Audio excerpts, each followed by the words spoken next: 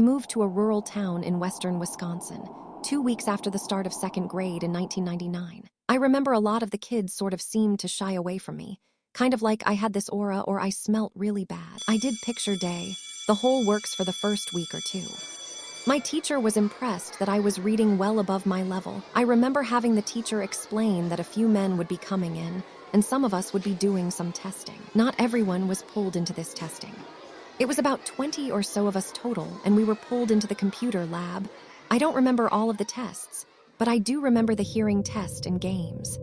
We were allowed to play the Oregon Trail, which was a lot of fun, and I still play variations of it now. But I only got to play that a few times before I was pulled into playing a semi-truck simulator, where I had to worry about putting chains on tires in the winter and delivering in the time allowed. I hated that game. I once was caught trying to boot up Oregon Trail and was scolded. There was never any fluoride or Dixie cups, but there was a pink smoothie, which I will bring up later. For the hearing test, we were told to raise the right or left arm based on what side the noise came from. We were told that if you stopped hearing the beeping, or it went too long in between beeps, that you need to get up and leave the room, and they would be given their score. I remember kids raising arms and being pulled away by the teacher. I concentrated hard. I just wanted to be in a different class with classmates who would like me. After a while, I kept hearing the noises, so I kept raising my hand. After a bit, as the kids trickled out, it was down to me and two other kids, both a grade or two above me. Not long after that, I was told to gather my things and head down to the office. I thought I was in a lot of trouble, and I started bawling outside the office as I waited. This is where my memory gets fuzzy. But every day I would go to this trailer, and never in the school just next to it. We learned a lot at first about different mythologies and how everything came to be, primarily in ancient Egyptian, Sumerian, etc. We learned an actual mummified a chicken, already plucked, what you would buy from the store. I remember taking a lot of field trips, but my memory fades after getting on the bus. I do remember asking my teacher why kids from different schools were on the bus. The only trips I remember is going to a campground for the day, a pioneer camp, near my hometown, which I remember. A house with a grave site. This one I remember because they asked if we felt anything. I regret mentioning the uneasy feeling of the bike in the back. They would make us drink a strawberry-colored smoothie. It tasted terrible and it was sort of thick. My teacher sometimes would put a strawberry on top of it as a little treat.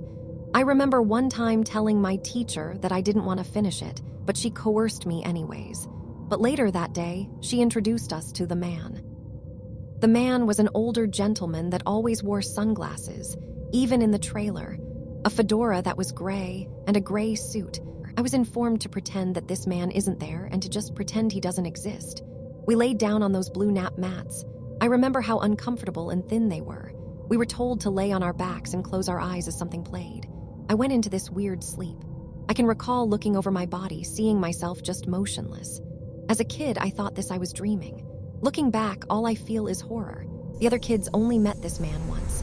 I remember 3 times. But back in the trailer, my teacher made me play this game called What's in the Box. I would soon hate this game.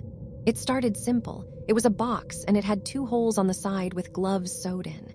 It was a game where you could feel the objects in the box and guess what they were, without seeing the contents of the box. I did this a few times before I wasn't allowed to use the gloves. I had to think and put myself in the box. But at one point with the box game, I remember guessing seeing.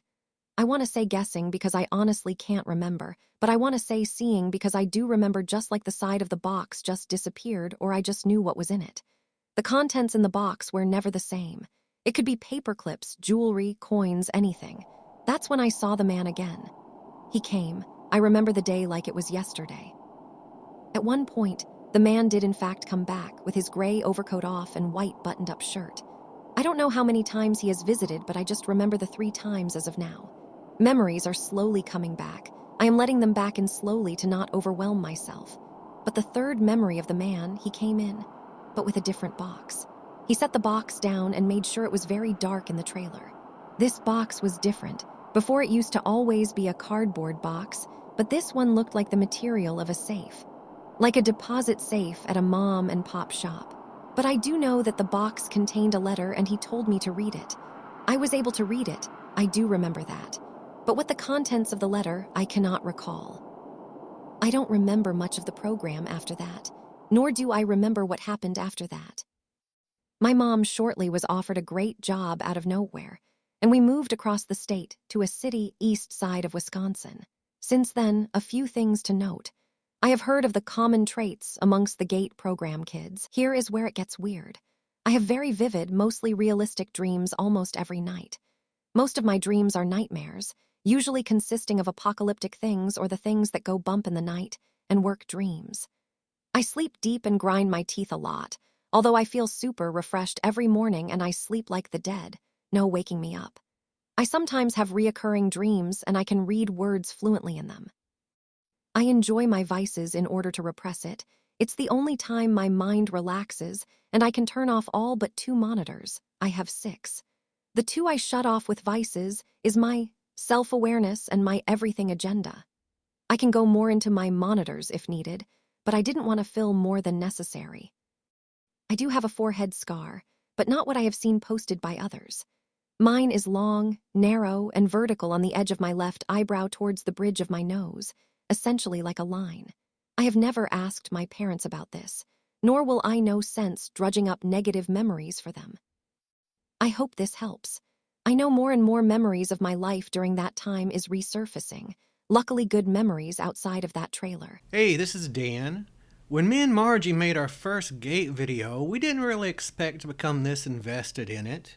But we've had hundreds of viewers share their accounts with us via email or in comments or whatever. And Margie and I have our own memories, which is the reason we made one of these videos to begin with. Obviously, we can't independently investigate every story we get to tell if it's true or not, but we do feel like the large majority of them are told in good faith. Whether or not we're all having some kind of mass false memory or something else was really going on, I think we could all agree we'd like to know.